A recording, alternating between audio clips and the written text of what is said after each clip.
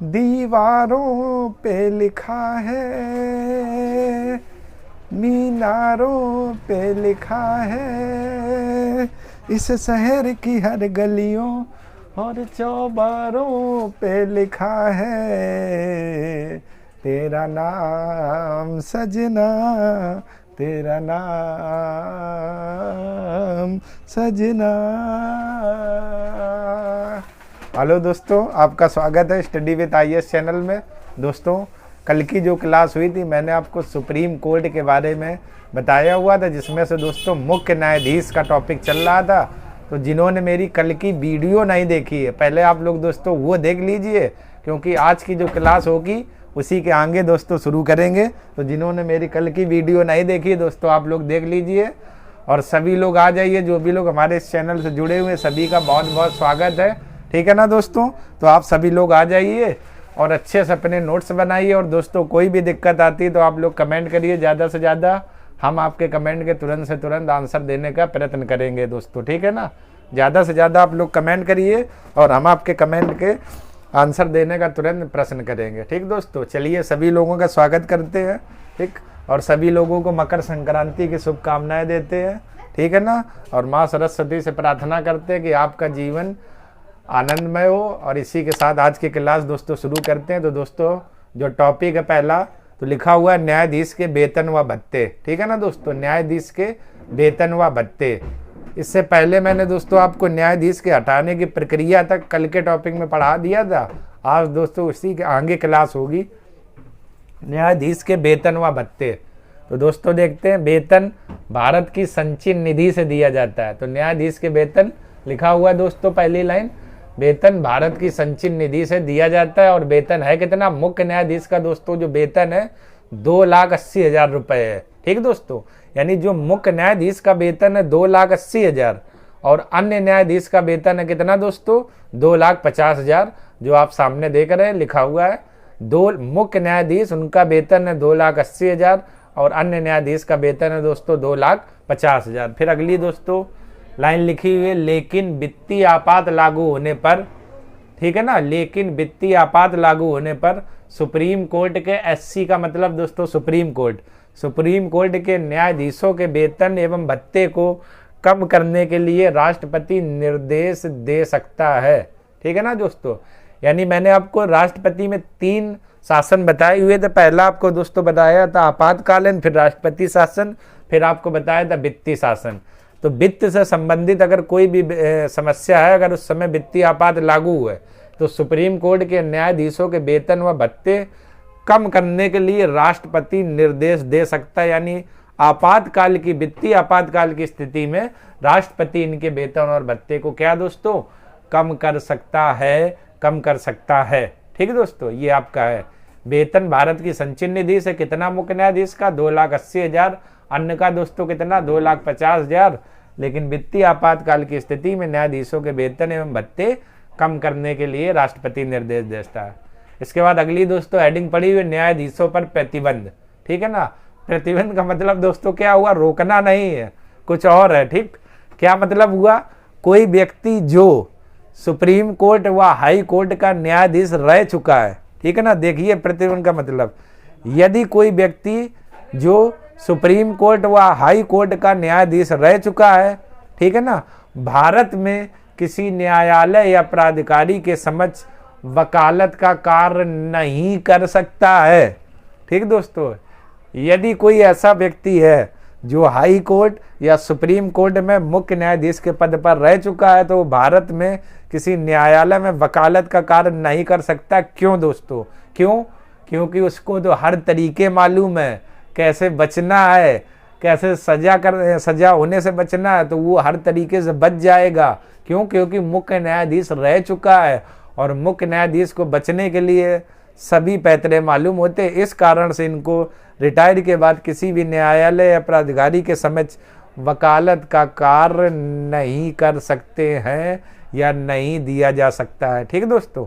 ये है आपका, ठीक। तो न्यायाधीश के वेतन, इसके बाद न्यायाधीश पर प्रतिबंध, इतना आप लोगों ने देखा दोस्तों। चलिए आप लोग इतने का स्क्रीनशॉट ले लीजिए, इसके बाद आगे बात करते हैं दोस्तों। इतने का आप लोग दोस्तों स्क्रीनशॉट ले लीजिए अच्छे से। इसके बाद इनकी शक्तियों और कार्य को लेकर बात।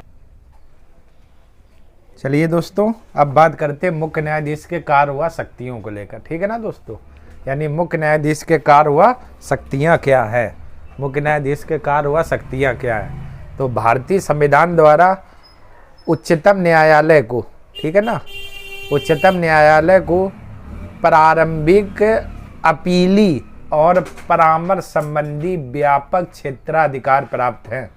ठीक है ना, ये मतलब हुआ। तो भारतीय संविधान द्वारा जो उच्चतम न्यायालय उसको प्रारंभिक, अपीली और परामर्श संबंधी व्यापक क्षेत्राधिकार प्राप्त है। जैसे मैं बात करें दोस्तों, अनुच्छेद 132 के तहत संवैधानिक मामले, आर्टिकल 132 देखो लिखा होगा दोस्तों, स्टार लगा के, अनुच्छेद 132 के तहत संवैधानिक मामले यानी संविधान से संबंधित जो भी मामले होंगे, ठीक, ये कौन सुनेगा, सुप्रीम कोर्ट। इसके बाद अनुच्छेद 133 के तहत सिविल मामले, लड़ाई झगड़ा, ठीक है ना, सिविल मामले वही लड़ाई झगड़ा, ठीक है ना, जो इन मामले को बोला जाता है सिविल मामले। और अनुच्छेद 134 के तहत आपराधिक मामले में सुनवाई का अधिकार प्राप्त है। आपराधिक मामले दोस्तों जैसे चोरी, डकैती, रेप, ठीक है ना, ये आपके आपराधिक मामले में आएंगे, हत्या, मर्डर, चोरी, डकैती, रेप। और वैसे जो पारिवारिक मामले होते हैं, घर में लड़ाई हो गई, ठीक है ना, तो उनको बोला जाता है सिविल मामले। और आपराधिक मामले में चोरी, डकैती, हत्या, रेप, ये सब मामले आते हैं। इनमें क्या, सुप्रीम कोर्ट को सुनवाई का अधिकार प्राप्त है। ठीक, अनुच्छेद 137 के तहत वह अपने दिए गए किसी निर्णय का पुनराविलोकन कर सकता है।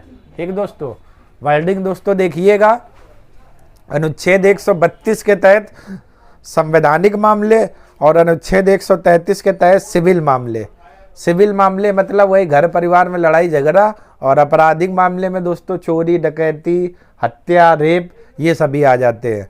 और वर्डिंग आई है अनुच्छेद 137 के तहत वह अपने दिए गए किसी निर्णय का पुनराविलोकन कर सकता है। पुनराविलोकन का मतलब दोस्तों जैसे सुप्रीम कोर्ट ने अगर कोई निर्णय दिया, ठीक है ना, निर्णय दे दिया, अब वो निर्णय आपका देने के बाद हो गया, ठीक, इसके बाद में सुप्रीम कोर्ट को लगता है कि मैंने जो पिछला वो निर्णय दिया था उसमें कुछ कमी रह गई है, ठीक है ना, तो हो सकता है सुप्रीम कोर्ट उस निर्णय को दोबारा से चेक करे और जो भी उसमें गलतियां उसमें सुधार करे। इसी को बोला जाता है पुनराविलोकन।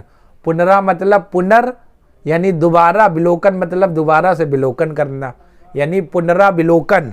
तो अनुच्छेद 137 के तहत वह अपने दिए गए किसी निर्णयों का पुनराविलोकन कर सकता है। जैसे सुप्रीम कोर्ट ने कोई भी निर्णय दे दिया, अगर उसको लगता है कि जो मैंने निर्णय दिया था उसमें अभी भी कुछ कमी है, तो वह अपने निर्णयों को पुनराविलोकन कर सकता है, यानी दोबारा से देख सकता है और सही कर सकता है। ये सुप्रीम कोर्ट को क्या दोस्तों, अधिकार प्राप्त है, अधिकार प्राप्त है। अनुच्छेद 143 के तहत सुप्रीम कोर्ट को सलाहकारी अधिकारिता प्रदान की गई है, ठीक है ना, यानी राष्ट्रपति से। और आपने राष्ट्रपति, मैंने बिंदु लिखवाया होगा कि राष्ट्रपति अनुच्छेद 133 के तहत सुप्रीम कोर्ट से क्या सलाह मांग सकता है। लेकिन अगर सुप्रीम कोर्ट ने कोई सलाह दी है तो राष्ट्रपति को मानना जरूरी नहीं है। अगर उसका मन होगा तो मानेगा राष्ट्रपति, नहीं तो नहीं मानेगा, यानी बाध्यकारी नहीं होगा। तो अनुच्छेद 143 के तहत दोस्तों राष्ट्रपति सुप्रीम कोर्ट से सलाह मांग सकता है, लेकिन राष्ट्रपति बाध्यकारी नहीं होगा, ठीक है ना। अगर उसका मन होगा तो वो सलाह मानेगा, अन्यथा सुप्रीम कोर्ट की सलाह नहीं मानेगा। कहने का मतलब आप जोर जबरदस्ती नहीं कर सकते हो, ठीक है ना दोस्तों। तो पहला आपने देखा कि भारतीय संविधान द्वारा उच्चतम न्यायालय को या सुप्रीम कोर्ट को प्रारंभिक, अपीली और परामर्श संबंधी व्यापक क्षेत्राधिकार प्राप्त है। प्रारंभिक अपीली मतलब जैसे सबसे नीची अदालत होती है, ठीक दोस्तों, वहाँ कोई मुकदमा हुआ, ठीक, अगर उस मुकदमे में आपको निर्णय नहीं मिल पाया, ठीक है ना, तो आप उससे नीचे ऐसे बढ़ते हुए ऊपर चले जाते हो। तो प्रारंभ से शुरू हुआ था और सबसे ऊपर आप गए और परामर्श संबंधी व्यापक क्षेत्र का अधिकार प्राप्त है, ठीक। इसके बाद दूसरा दोस्तों आपने देखा अनुच्छेद 132 के तहत संवैधानिक मामले और अनुच्छेद 133 के तहत सिविल मामले, ठीक है ना। और आपराधिक मामले चोरी डकैती हत्या, ठीक, ये सभी है। अनुच्छेद 137 के तहत अगर सुप्रीम कोर्ट ने कोई निर्णय दिया है, बाद में उसे लगता है कि इस निर्णय में ये गलत बात हो गई थी, तो वह अपने निर्णय का दोबारा पुनर्विलोकन कर सकता है और सही कर सकता है। अनुच्छेद 143 के तहत, ठीक, राष्ट्रपति सुप्रीम कोर्ट से सलाह मांग सकता है, लेकिन राष्ट्रपति को मानना या ना मानना वो उसकी मर्जी है, यानी वो बाध्यकारी नहीं होगा। दूसरी दोस्तों शक्ति की बात करें तो लिखा हुआ है प्रारंभिक क्षेत्राधिकार अनुच्छेद 132, ठीक है ना। दूसरी कार्य व शक्ति की बात करें तो लिखा हुआ है दोस्तों प्रारंभिक क्षेत्राधिकार अनुच्छेद 132। तो सुप्रीम कोर्ट का वह क्षेत्राधिकार जिसके तहत वह किसी मामले की सीधे सुनवाई करता है, प्रारंभिक क्षेत्राधिकार कहलाता है, ठीक है दोस्तों। यानी ऐसा कोई मामला जिसमें सुप्रीम कोर्ट सीधे सुन सकता है, यानी वो नीचे से ना शुरू हो, सीधे वो सुनवाई सुप्रीम कोर्ट कर ले, तो इसी को बोला जाता है दोस्तों प्रारंभिक क्षेत्राधिकार। प्रारंभिक क्षेत्राधिकार ये दोस्तों दो प्रकार के होते हैं, ठीक है ना, प्रारंभिक क्षेत्राधिकार। चलिए अब आप लोगों ने इतना समझ लिया होगा, तो ये कुछ आप लोगों ने शक्तियां देखी, जैसे सिविल मामले दोस्तों, घर में मारपीट, लड़ाई झगड़ा, आपराधिक मामले, चोरी डकैती, हत्या, रेप, मर्डर, ठीक है ना। ये आपके अनुच्छेद 137 के तहत वह किसी भी निर्णय का पुनराविलोकन कर सकता है।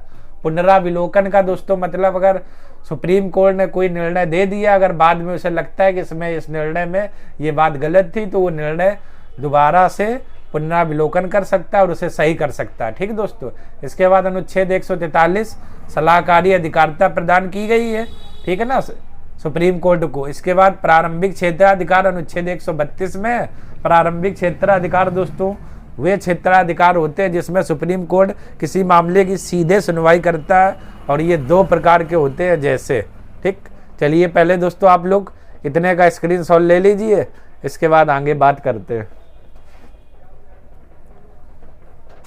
चलिए दोस्तों आप लोगों ने स्क्रीनशॉट ले लिया होगा।